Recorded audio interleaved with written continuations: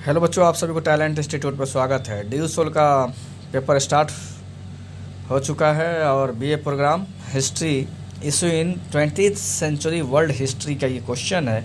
बहुत सारा क्वेश्चन इसका अपलोड हो चुका है। ये नेक्स्ट क्वेश्चन है और बहुत इंपॉर्टेंट क्वेश्चन है। पर्यावरणीय आंदोलन में निहित मुद्दों की व्याख्या कीजिए।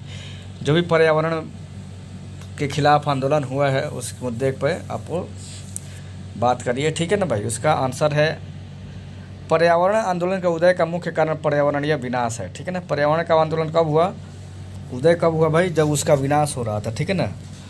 भारत में पिछले 200 वर्षों से अपनाई गई विकास प्रक्रिया का यह परिणाम है कि आज हमारी वायु जहरीली हो गई है, नदियाँ नालों में तब्दील हो गई है, बढ़ता शोर प्रदूषण हमें मानसिक रूप से विकलांग बना रहा है, विभिन्न जीव जंतुओं की अनेक प्रजातियाँ लुप्त हो रही है, वनों का अंधाधुंध कटाव हो रहा है, जिसका परिणाम हमें मौसमी परिवर्तन, धरती के ताप में बढ़ोतरी, ओजोन परत में छेद आदि में देखने को मिल रहा है। हमारी विकास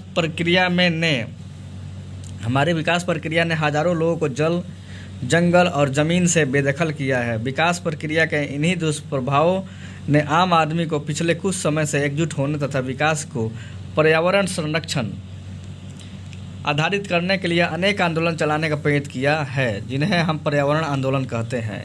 इनमें मुख्य है चिपको आंदोलन, नर्मदा आंदोलन, अपिको आंदोलन आदि। भारत में विकास के साथ साथ पर्यावरण आधारित संघर्ष भी बढ़ते जा रहे हैं, क्योंकि ये विकास नीति कहीं न कहीं पर्यावरणीय संतुलन को खतरे में डालकर बनाया जा रहा है। हरित राजनीति या हरित आंदोलन या पर्यावरण आंदोलन को पर्यावरण के संरक्षण या विशेष रूप से पर्यावरण के प्रति झुकाव वाली राज्य नीति के सुधार के लिए एक सामाजिक आंदोलन के रूप में परिभाषित किया जा सकता है। दूसरे शब्दों में सार्वजनिक नीति में परिवर्तन के माध्यम से पर्यावरण की रक्षा के लिए होने वाले विरोध को पर्यावरण आंदोलन बोला जा सकता है। विश्नोई आंदोलन भारत का एक धार्मिक संप्रदाय है, जिसके अनुयायी राजस्थान, हरियाणा, पंजाब, उत्तर प्रदेश, मध्य प्रदेश आदि प्रदेश में पाए जाते हैं, ठीक है ना। बिश्नोई जो आंदोलन है, बिश्नोई समाज के जो लोग हैं वो यहाँ जो भी जगह मैंने बोला वहाँ पे लोग रहते हैं इस राज्य में। श्री गुरु जमेश्वर की बिश्नोई पंथ का संस्थापक माना जाता है, ठीक है। श्री गुरु जमेश्वर जो है बिश्नोई पंथ का संस्थापक माना जाते हैं, जिन्हें जम्भोजी के नाम से भी जाना जाता है, ठीक है, जम्भोजी। इस संप्रदाय के संस्थापक ने अपने अनुयायियों के लिए 29 नियम दिए गए थे। बिश्नोई दो शब्दों से मिलकर बना हुआ 20+9 अर्थात तो 29 नियमों का पालन करता है। इन्हीं 29 नियमों अर्थात 20 और 9 के कारण ही इस संप्रदाय का नाम बिश्नोई पड़ा। यह प्राकृतिक पूजकों का अहिंसात्मक समुदाय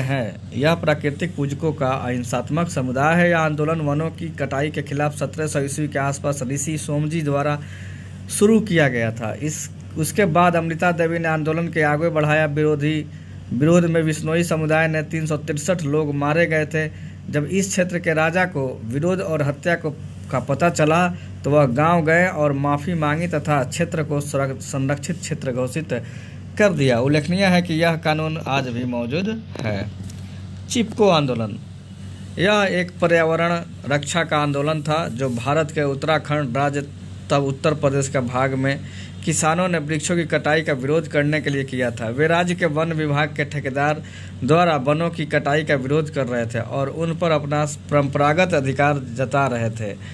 सुंदरलाल बहुगुणा और चंडी प्रसाद भट्ट इस आंदोलन के नेता थे। इस आंदोलन की सबसे उल्लेखनीय विशेषताएं महिलाओं की भागीदारी थी। अपिको आंदोलन यह आंदोलन भी चिपको आंदोलन की तरह पर्यावरण संरक्षण के लिए चलाया गया एक क्रांतिकारी आंदोलन था, या फिर दूसरे शब्दों में कहें तो उत्तर का चिपको आंदोलन दक्षिण में अपिको आंदोलन के रूप में उभर कर सामने आया था।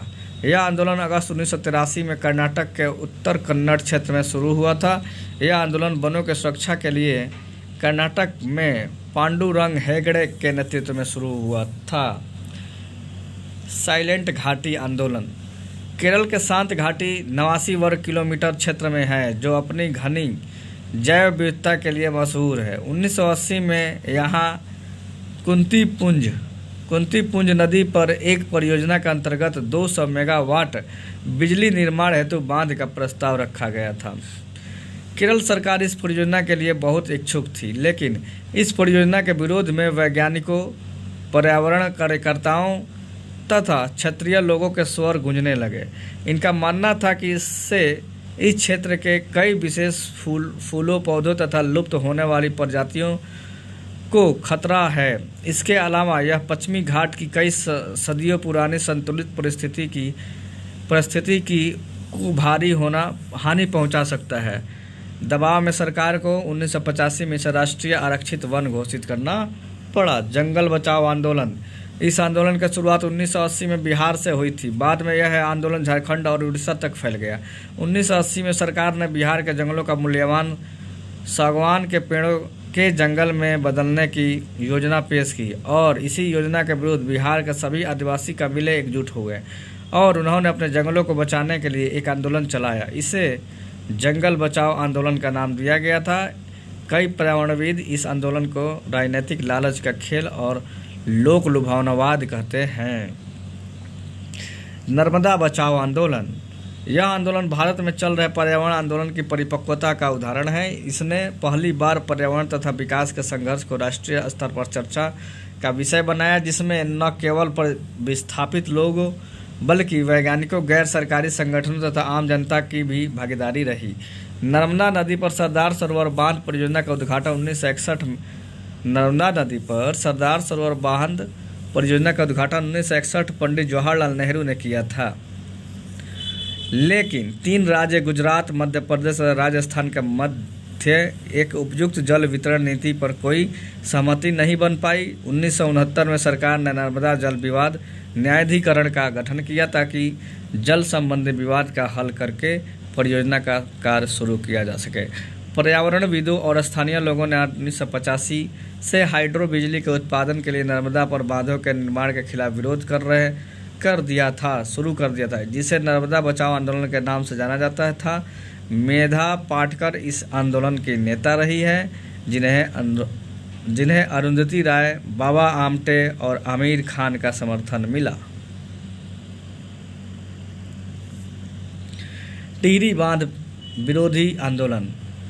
टिहरी बांध उत्तराखंड के गढ़वाल क्षेत्र में भागीरथी और भिलंगना नदी पर बनने वाले एशिया का सबसे बड़ा तथा विश्व का 5वां सर्वाधिक ऊंचा अनुमानित ऊंचाई 260.5 मीटर बांध है। इसका निर्माण स्वीकृति 1972 में योजना आयोग ने दी थी। ऐसा अनुमान है कि टिहरी जल विद्युत परिसर के पूर्ण होने पर यहां से प्रति वर्ष 260 करोड़ यूनिट बिजली का उत्पादन होगा, जो दिल्ली तथा उत्तर प्रदेश के कई क्षेत्रों के लोगों को बिजली तथा पेयजल की सुविधा उपलब्ध कराएगा। इस परियोजना का सुंदरलाल बहुगुणा तथा अनेक पर्यावरणविदों ने कई आधारों पर विरोध किया है। Indian national trust for art and cultural heritage द्वारा टिहरी बांध के मूल्यांकन की रिपोर्ट के अनुसार यह बांध टिहरी कस्बे और उसके आसपास के 23 गांवों को पूर्ण रूप से तथा 72 अन्य गांवों को आंशिक रूप से जलम न कर देगा। इसमें 85,600 लोग विस्थापित हो जाएंगे। ठीक है ना, इसीलिए वहाँ पे आंदोलन चल रहा है। तो ये रहा जितना भी पर्यावरण के खिलाफ आंदोलन था उसका। ओके बच्चों, और बहुत इम्पोर्टेंट है, आएगा, ये इम्पोर्टेंट है, VVI क्वेश्चन है। ओके, तो चलिए इसको अच्छे से पढ़ लीजिएगा। ओके बच्चों, अगर आप लोग को लगता है कि हमारे वीडियो से, हमारे चैनल से आप लोग को कुछ हेल्प हुआ है तो ज़रूर इस वीडियो को अपने दोस्तों में शेयर कर दें, और जो भी बच्चे अभी तक चैनल को सब्सक्राइब नहीं किए तो सब्सक्राइब कर लें और लाइक भी कर दें। वीडियो को अप्रिशिएट करिए इस चैनल के ऊपर। ठीक है ना, चलिए फिर मिलते हैं अगले वीडियो में। थैंक यू सो मच बच्चों।